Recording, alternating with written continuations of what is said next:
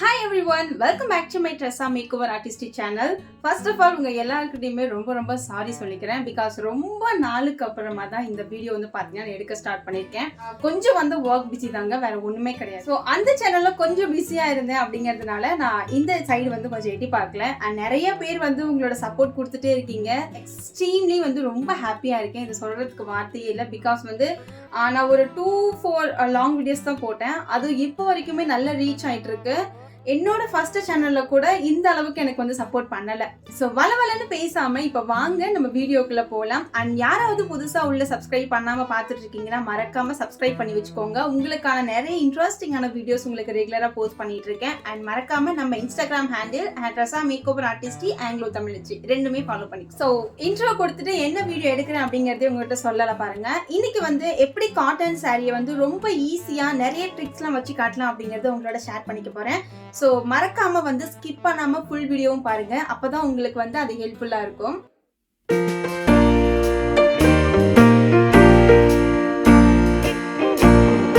So இன்றைக்கி வந்து பார்த்தீங்கன்னா ஒரு சூப்பரான டார்க் மெரூன் கலரில் வந்து நான் சாரீ எடுத்திருக்கேன். நல்ல காட்டன் சாரீ, சைடில் மட்டும் நமக்கு பட்டு வந்து கொஞ்சம் ஷேடு வரா மாதிரி இருக்கும்.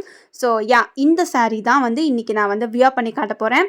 நான் ஏற்கனவே வந்து என்னோடய ஆங்கிலோ தமிழச்சி லைஃப் ஸ்டைல் சேனலையாக இருக்கட்டும் அல்லது நம்ம இந்த ட்ரெஸ்ஸா மேக்கோவர் சேனலையாக இருக்கட்டும், நான் ஆல்ரெடி சாரீ வியர் பண்ணுறது எப்படி அப்படிங்கிறத நான் சொல்லியிருக்கேன். ஸோ இதுவும் வந்து பார்த்தீங்கன்னா எந்த ஒரு அயன் பாக்ஸுமே இல்லாமல் தான் நான் வந்து உங்ககிட்ட வியர் பண்ணி காமிக்க போகிறேன்.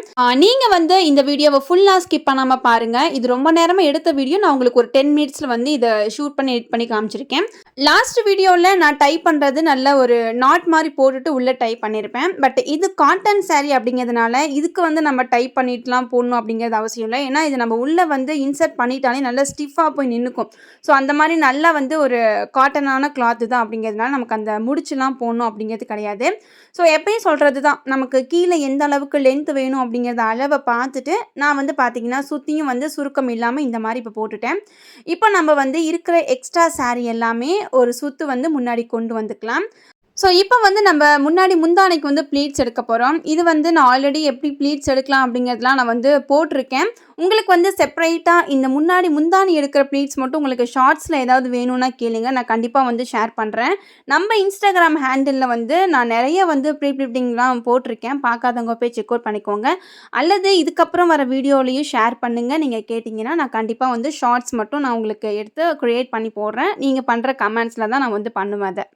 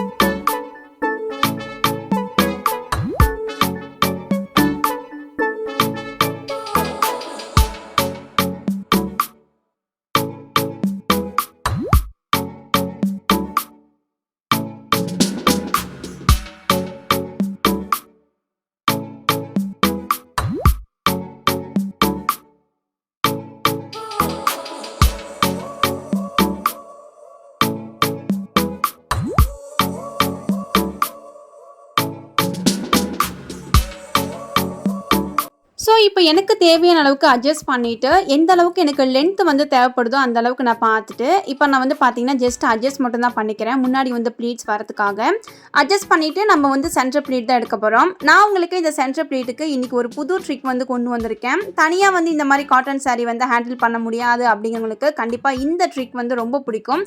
ஸோ மறக்காமல் ஸ்கிப் பண்ணாமே பாருங்கள்.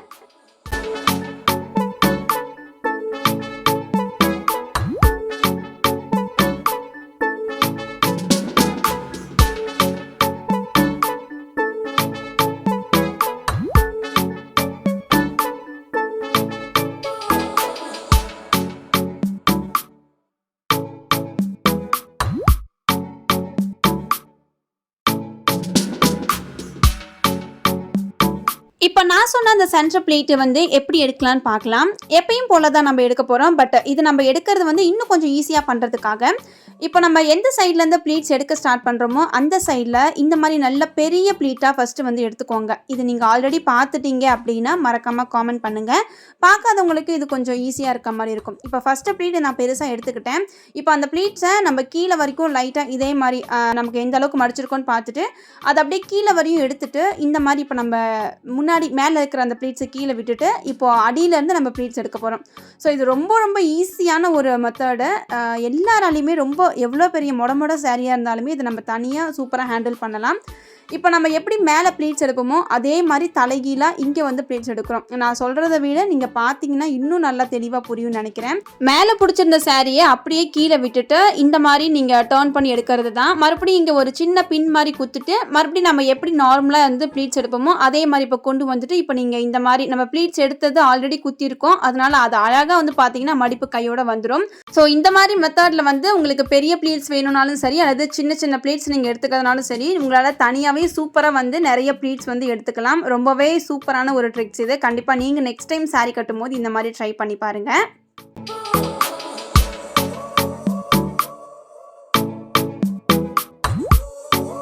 இந்த மாதிரி பின் குத்திட்டு உங்களால் வந்து எடுக்க முடியல அப்படின்னா ஒரு சப்போர்ட்டுக்காக நான் கீழே பாருங்கள் காலில் லைட்டாக வந்து அந்த சாரியை மிதிச்சுட்டு அதுக்கப்புறமா அப்படியே இந்த மாதிரி லைட்டாக இந்த மாதிரி இழுத்து நான் செக்யூர் பண்ணிக்கிறேன்.